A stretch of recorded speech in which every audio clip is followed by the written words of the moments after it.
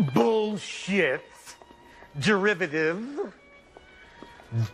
That I love. I absolutely love. Between spreading democracy and losing at Civilization 6, Hellblade 2 seemed like a perfect palate cleanser. It's a sequel, no duh, to a well-received first entry, it's visually stunning, and of course, it's on Game Pass. Having not played much of the first, I don't really know what I was expecting, but what I got left me with some pretty mixed feelings. The first feeling is one of awe, but behind that is this naggingly overdramatic sensation that all AAA titles are doomed. Well, maybe not doomed, but man, are they out of touch. It feels like they've forgotten how to make a game and instead put all the effort into flash over substance. Prioritizing graphics over gameplay.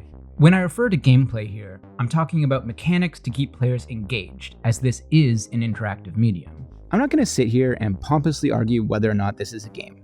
Obviously it is, but it's also probably the closest thing you're going to get to the category of interactive movie. Hellblade 2 is just sort of indicative of this problem in the gaming space, where AAA companies are charging so much money for the equivalent of a couple movies worth of entertainment. With so little going on in Hellblade 2 in terms of actual gameplay and length, you are basically just paying for the graphics, which just isn't good enough. Still, like most big blockbusters, Hellblade, I'm not saying the two every time, really does shine with its visuals. I mean, look at this thing.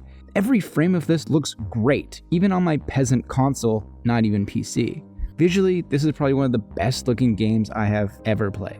Most of your playtime will be spent just standing there sort of taking it all in, because there really isn't much else to do, but we'll get to that. Outside of the visuals, Hellblade also crushes it in the audio department. I never really noticed sound mixing, especially in games, but wow. The audio plays a huge role here in terms of immersion, as whispered voices are constantly chattering back and forth and serves as a sort of internal monologue, as well as a little bit of hand-holding narration to tell you what to do.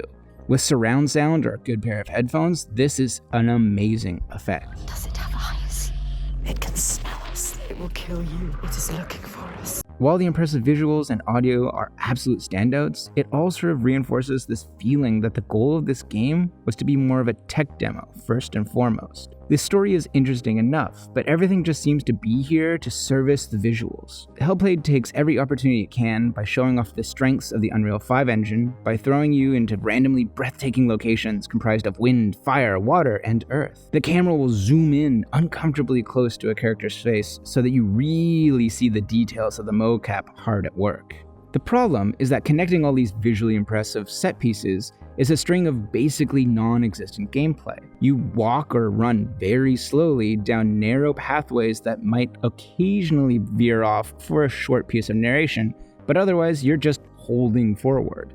There are some short puzzles, by the most basic definition of the word, but it seems like they are mostly there to pad out the runtime as you run back and forth pressing some buttons. Breaking up all the running are the occasional fight scenes, which I will admit are pretty entertaining, but even they aren't much more than fancy QuickTime events where you block or dodge a few attacks and then attack back as you face off against one guy at a time. I really did enjoy how it shifted seamlessly from the end of one fight to the next with a little in-game cinematic. But as cool as these fight scenes were, there weren't very many of them, and even then, they were getting pretty repetitive after the first couple of times, which isn't a strength in a short game like this. Even during these immersive fights, Hellblade is constantly trying to wrestle control away from the player to take the wheel in favor of more cinematic moments. It's like trying to play, but having to hand the controller over every couple minutes to someone else so that they can have their turn. It can be neat, but it feels a lot like Hellblade doesn't even want me to be here, and would rather just take full control of the story and have me sit there watching it quietly do its thing. Great graphics should be used to elevate great gameplay. They shouldn't be a substitute for it. This is why you are seeing a big boom in indie games these days. Indies may not look the best, but they know how to prioritize gameplay. Having worse visuals doesn't make the quality of the stories they're telling any worse or make their mechanics any less fun. I don't think I would be so hard on this whole experience if they weren't charging nearly full AAA price for this privilege. It's basically the price of 3 movies, no snacks, and about as long and engaging as an experience with no replayability. Sure, one-off gaming experiences are totally fine, but the price usually reflects this by being a lot cheaper than something you can spend dozens and dozens of hours in.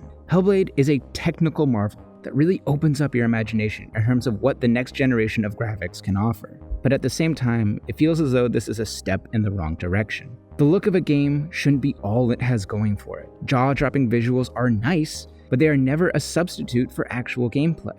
It seems these days that big publishers just seem to care about the looks and not the substance of games, and titles like this do absolutely nothing to dispel that notion. If given the choice between next-level graphics or solid gameplay, I'm pretty sure I would stand in the majority if I said gameplay will always take priority. This is all a long way to say that if this wasn't on Blessed Game Pass, I would probably be pretty upset with my purchase right about now. Now I have to get back to games with some actual gameplay. Until next time, thanks for letting me talk gaming.